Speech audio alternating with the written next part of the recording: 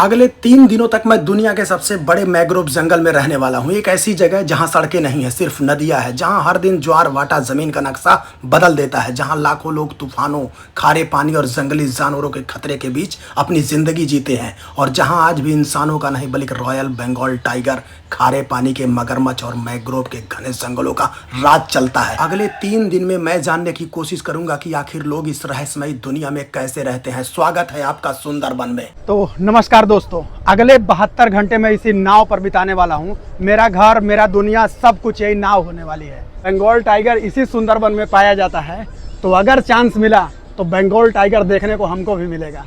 अगर आप भारत के किसी भी कोने से सुंदरबन आना चाहते हैं तो सबसे पहले आपको कोलकाता पहुंचना होगा। ट्रेन से आने वाले यात्री हावड़ा जंक्शन रेलवे स्टेशन या सियालदह रेलवे स्टेशन तक पहुंच सकते हैं। वहीं फ्लाइट से आने वालों के लिए सबसे नज़दीकी हवाई अड्डा नेताजी सुभाष चंद्र बोस इंटरनेशनल एयरपोर्ट है। इसके बाद आपको सियालदह स्टेशन के दक्षिण सेक्शन से कैनिंग जाने वाली ट्रेन पकड़नी होगी। यही ट्रेन आपको लगभग 1.5 घंटे में सीधे कैनिंग रेलवे स्टेशन पर पहुंचा देगी। जैसे ही आप कैनिंग स्टेशन के बाहर निकलेंगे, आपको स्टेशन के ठीक बाहर सुंदरबन टूर से जुड़ी कई ट्रैवल एजेंसियां और ऑपरेटर मिल जाएंगे। यह जो बोट आपको देख रही है नॉर्मल बोट नहीं है, पूरी लग्जरी बोट है। इसमें खाने पीने, रहने सोने सारी व्यवस्था है, किसी भी चीज़ की कोई कमी नहीं है। आप जब दिल करे बोट के सबसे ऊपर बैठो, नहीं तो जब आपका दिल करे अंदर आओ, बेड लगा है, आराम करो। यहाँ पर कोई दिक्कत नहीं, ठंडी ठंडी हवाएं खिड़की से आती रहती हैं जो आपको सुकून देता है। हमारे भाई जी हम लोगों को लेकर इसी नाव से चल रहे हैं सुंदरबन की ओर।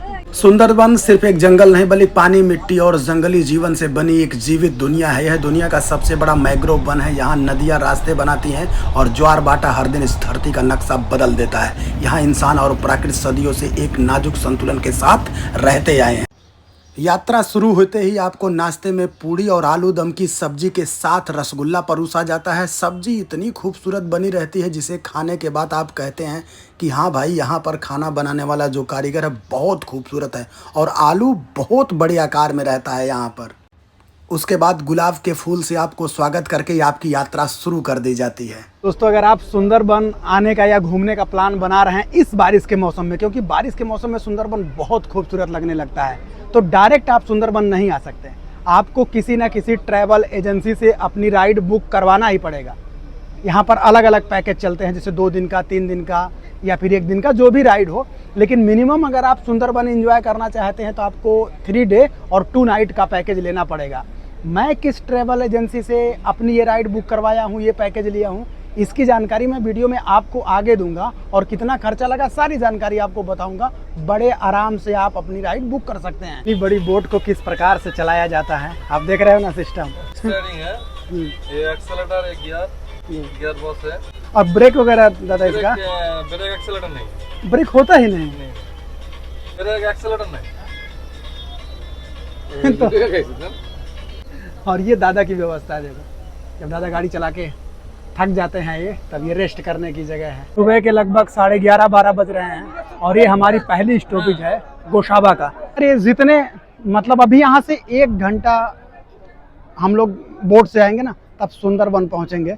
और यहाँ पर देखो सारी नाव जो आज के लिए हैं, ट्रैवल के लिए, इनके लिए है आज सुंदरबन के लिए, वो सारी देखो मेरे पीछे आके लग गए हैं। कोलकाता का लोग ना मछली बहुत पसंद करता है। वो 4-5 मछली रेंग रही थी ना, तो उसको देखने वाला 20 लोग था, क्योंकि इन लोगों को मछली बहुत पसंद है। हद से ज़्यादा आलू डाल के खाते हैं मछली में, दाल में डाल के खाते हैं मछली। मैं कल खाने के लिए बैठा था ना, तो मुझे आलू के साथ मछली मिली थी, मतलब आलू उसमें पड़ा था, उसके बाद मछली भी थी उसमें। गोसाबा का यह ऐतिहासिक हैमिल्टन बंगला सुंदरबन के विकास की कहानी का एक महत्वपूर्ण अध्याय है।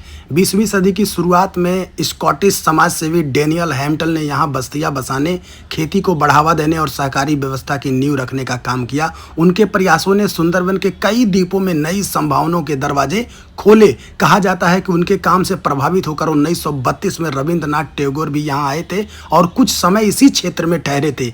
आज यह जगह इतिहास, संस्कृति और सुंदरबन की विरासत को एक साथ समेटे हुए है। प्रकार सुंदरबन ले जाते वक्त ये लोग खातिरदारी कर रहे हैं इस प्रकार से, भाई ये बहुत बजट फ्रेंडली है। मतलब यार कि 2 दिन लगभग आपको यहाँ पर रहना है, उसके बाद जो आपकी व्यवस्था है, जो आपको खाने पीने की सारी सुविधा दी जा रही है, सब उसी में इंक्लूड है।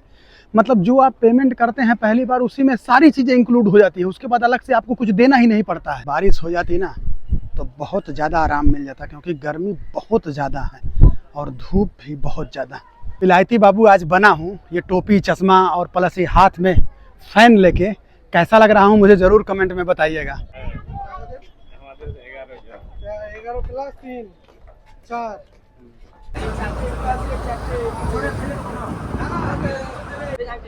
पता कैसे चलेगा कि इनके यहाँ खाने में हमें क्या क्या मिला था। में देखो हम लोगों का खाना वगैरह लग गया है, दाल चावल और ये भी बैगन है, और ये जो सब्जी है ना हिलिस मछली का चूरा डाला गया है, और ये कोई साग वगैरह है उसमें मिक्स करके। अब की बार सरकार के सभी मंत्री आके मछली खा के गए ये देखो एक और मछली आ गई, उसमें इसका नाम पापदा मछली। इसमें तो अभी मछली पड़ा ही था, तब तक एक दूसरी पीस देखो पूरी खड़ी मछली आई है। तो दोस्तों जो बंगाल की सबसे प्रसिद्ध मछली ना हिल्सा मछली जिसको हम लोग बोलते हैं, जो टूट रहा है ना बिल्कुल चिकन की तरह, समझ गया, इसीलिए ये प्रसिद्ध है इतना। फर्स्ट डे का तो आज की जो पहली नाइट है ना वो हम लोग यही बिताने वाले हैं, कि मुंबई के जुहू चौपाटी पे आप खड़े हो, जगह चाहे जैसी भी हो फीलिंग आपको वही आने वाली है। जो ठंडी हवा लहरों के बीच से आपके सीने तक पहुंचती है ये बहुत सुकून पहुंचाता है। ये नदी से ना रास्ता बना दिया गया है, यहाँ तो आ गया हूँ, लेकिन अब मेरे समझ में नहीं रहा होटल और रिसोर्ट जो ये लोग बुक किए हैं वो किस तरफ है।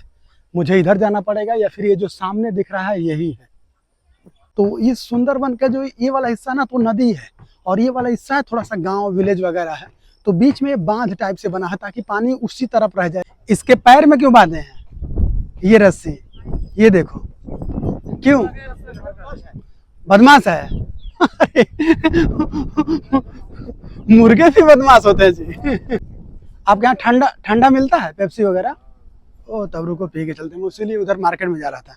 इधर बैठूं? लगभग मेरा जो बोट है ना वो उस टाइप है, लेकिन मैं यहाँ पर बैठ रहा था क्योंकि ये वाला जो नज़ारा था ना मुझे बहुत अच्छा लग रहा था, तो मैं सोचा कि कुछ देर यहीं पर रुकता हूँ।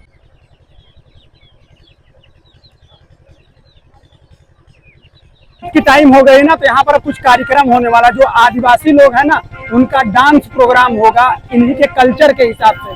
तो अभी वही प्रोग्राम शुरू हो रहा है, लोग ऊपर कुछ खाने वगैरह की व्यवस्था देखो हो चुकी है, सब लोग खाना खाएंगे, उसके साथ में डांस प्रोग्राम चलता रहेगा। जो यहाँ का सुंदरबन का लोकल कल्चर है, लोकल डांस है आदिवासी का, वही होने वाला है। बोट है, ट्रिप है, ये सुंदरबन में रुकी है, आज पहला नाइट है, तो सभी लोग जो है ना वो होटल जा चुके हैं, मतलब बोट पर कोई नहीं है, बोट पर मैं हूँ और खाना बनाने वाले पर 2-4 क्रू मेंबर।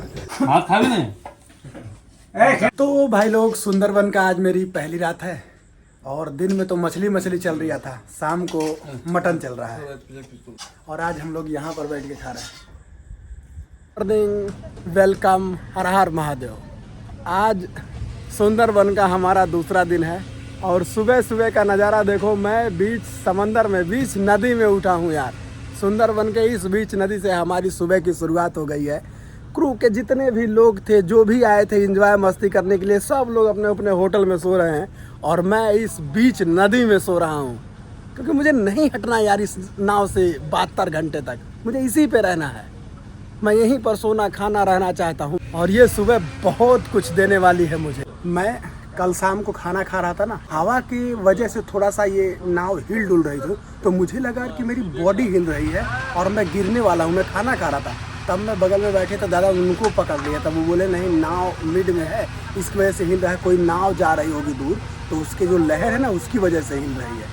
तो ये सब हुआ था मेरे साथ कल रात में। तो भाई सुंदरबन की जो मेरी आज यात्रा है ना दूसरे दिन का, ये बहुत अच्छा होने वाला। आज मैं बंगाल टाइगर देखने वाला हूँ, मगरमच्छ देखने वाला हूँ, वो चिड़ियाघर वाला बंगाल टाइगर नहीं, ओरिजिनल का बंगाल टाइगर। तो आज वाला जो जर्नी है दूसरे दिन वाला बहुत लाजवाब होने वाला है। आज आपको बहुत कुछ देखने को मिलेगा, जंगल एडवेंचर करने वाला हूँ, ये सारी चीज़ें बहुत मिलने वाली, क्योंकि आज मैं बहुत दूर निकल जाऊँगा। धूप निकल चुकी है और अब मुझे नहाना है। थोड़ा सा मैं अपनी मोबाइल चार्ज में लगा देता हूँ, क्योंकि बीच नदी में लाइट वगैरह नहीं रहती, तो जो सोलर रहता है, सोलर पर इलेक्ट्रिसिटी से चार्ज वगैरह होता है।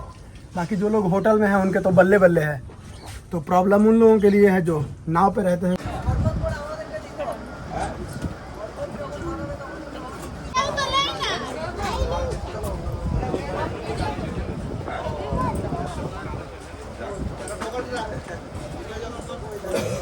तो दोस्तों हम इस समय सुंदरबन के सुधन्या खाली वीट में प्रवेश कर रहे हैं। यह सिर्फ एक एंट्री गेट नहीं है बल्कि उस दुनिया का दरवाज़ा है जहां प्रकृति अपने सबसे असली और अनुच्छ रूप में दिखाई देती है।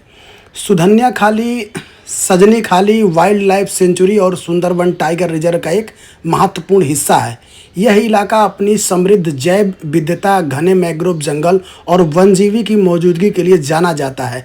इस गेट के आगे बढ़ते ही आपको महसूस होगा कि यहाँ सब कुछ अलग है। यहाँ ना सड़कें हैं, ना गाड़ियाँ हैं, ना शोर है, ना ही शहरों जैसी भाग दौड़।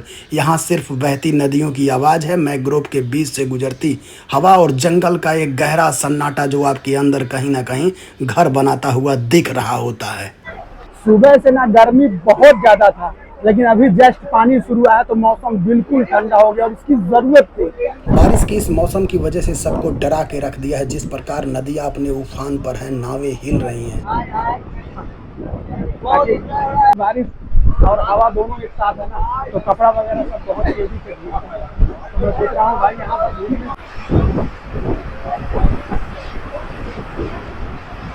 क्या सुंदरबन के जो बाघ हैं, जो शेर हैं, वो पानी में तैर करके जंगल को पार कर देते हैं या फिर नदी को पार कर जाते हैं? क्या ऐसा कुछ आज मुझे देखने को मिलेगा?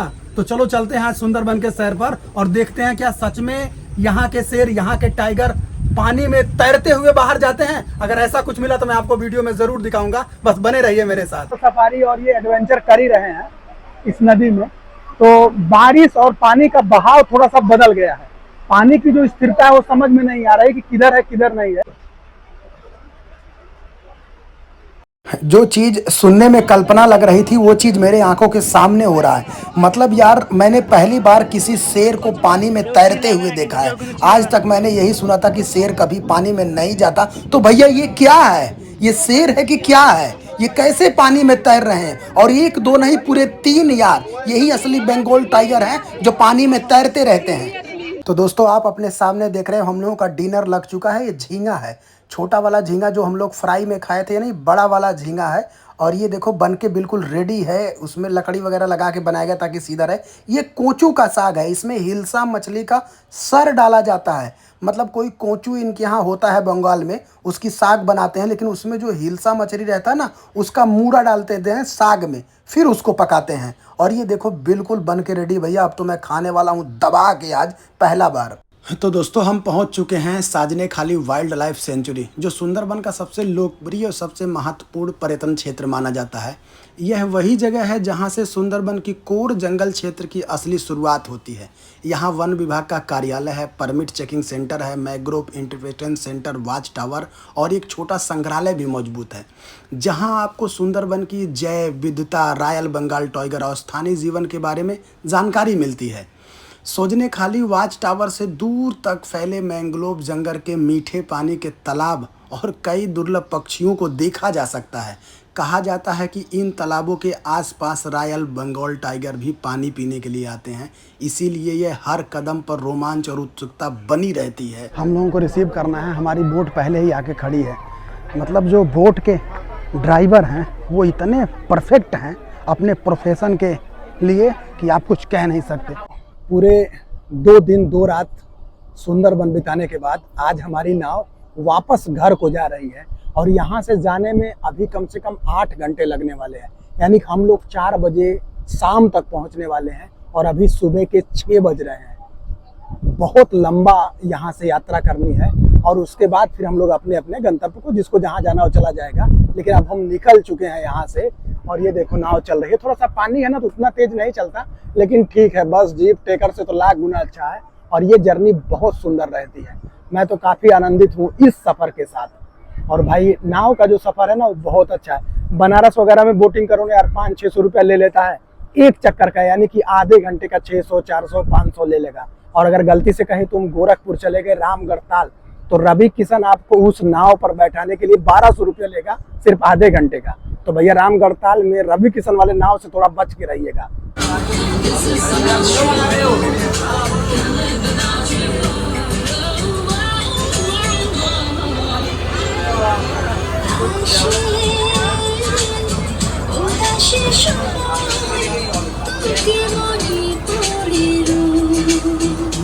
आज हमारा इस बोट पर लास्ट दिन है, तो आज जिस खाने का मुझे आनंद मिलने वाला है उसे बोला जाता है हिल्स बिरयानी। हिल्स मछली की बिरयानी, उसके साथ मिलेगा मटन, उसके साथ मिलेगा अंडा, फिर आलू का एक पीस, फिर मछली।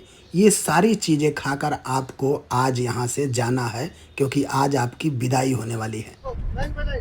तो फाइनली भाई लोग, सुंदरबन का जो ये हमारा ट्रिप था ना, अब ये यहीं पर कंप्लीट होता है। इसके आगे सुंदरबन का कोई क्लिप नहीं जुड़ेगी और हम इस ब्लॉग को यहीं पर ख़त्म करते हैं। कल मिलते हैं एक दूसरे ब्लॉग में, तब तक आप सभी लोगों को हर हर महादेव। अब बहुत अच्छा किया दादा मेरे लिए, बहुत अच्छा किया।